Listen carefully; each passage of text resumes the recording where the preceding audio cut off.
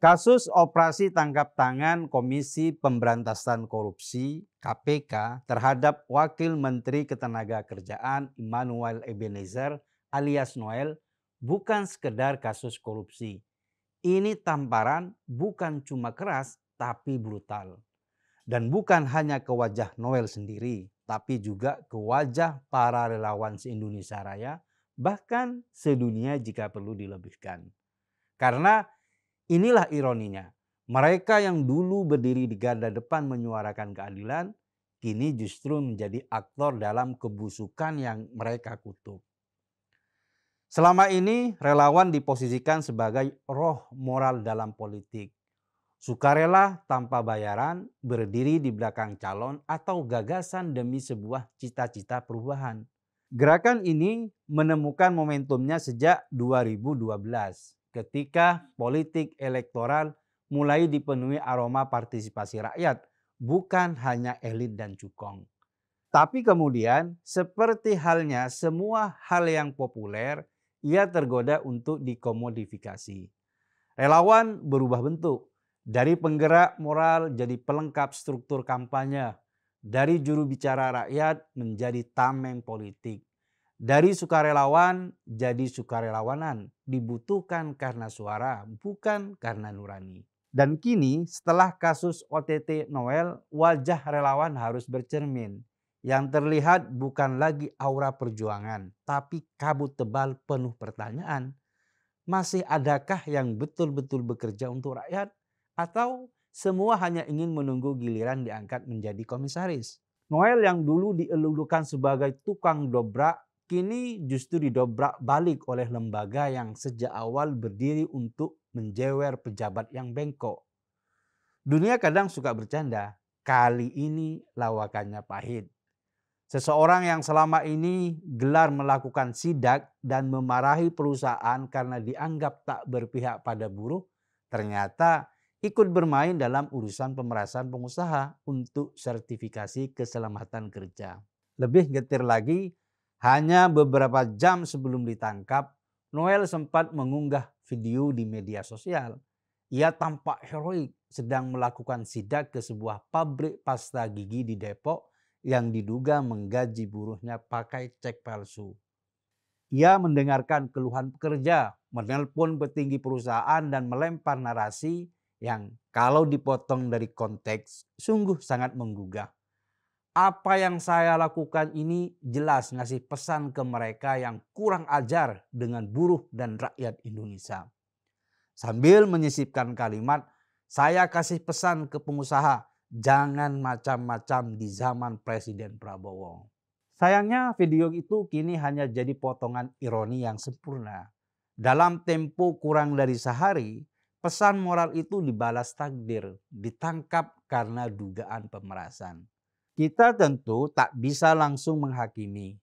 Tapi dalam politik dan moral publik, persepsi adalah kenyataan pertama. Dan persepsi itu kini menggerus kredibilitas seluruh barisan relawan.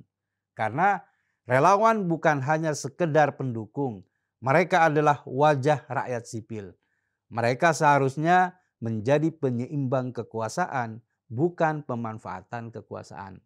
Tapi ternyata tidak semua relawan bekerja dengan rela. Ketika diberi kekuasaan, mereka lupa bahwa mereka dulu bukan siapa-siapa. Dan bahwa kekuasaan seharusnya dijalani sebagai bentuk pengabdian, bukan ladang pungli. Dalam titik ini, diam adalah pengkhianatan. Relawan harus bersuara, bukan demi jaga jarak, tapi demi menjaga marwah gerakan.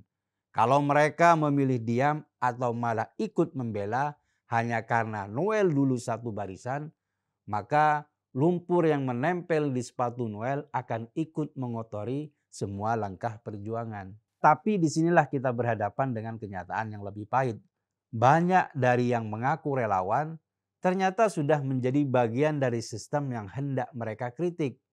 Mereka bukan lagi jembatan antara rakyat dan negara, melainkan perpanjangan dari tangan kekuasaan.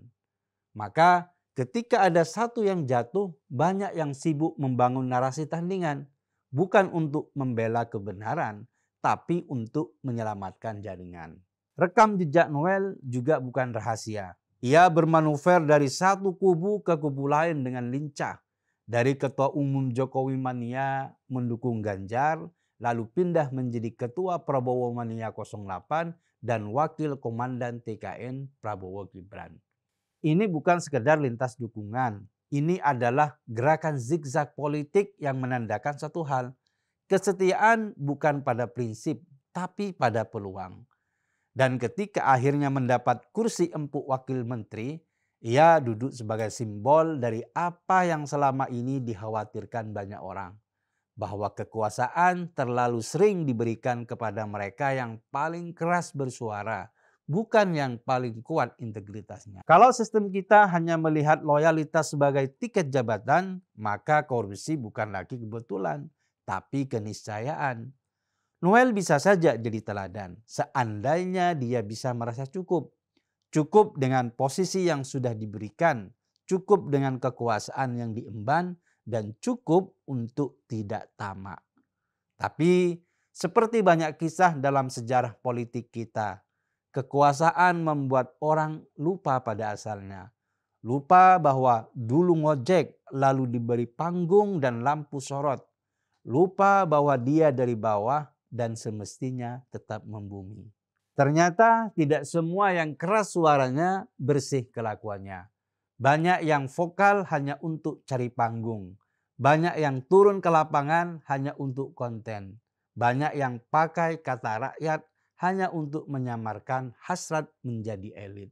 Dari kasus Noel menunjukkan bahwa kita harus lebih skeptis. Bukan untuk jadi sinis, tapi untuk lebih bijak memilih siapa yang layak dipercaya. Hari ini Noel jatuh, tapi yang harus naik adalah kesadaran kolektif kita bahwa tidak semua yang mengaku relawan adalah pejuang.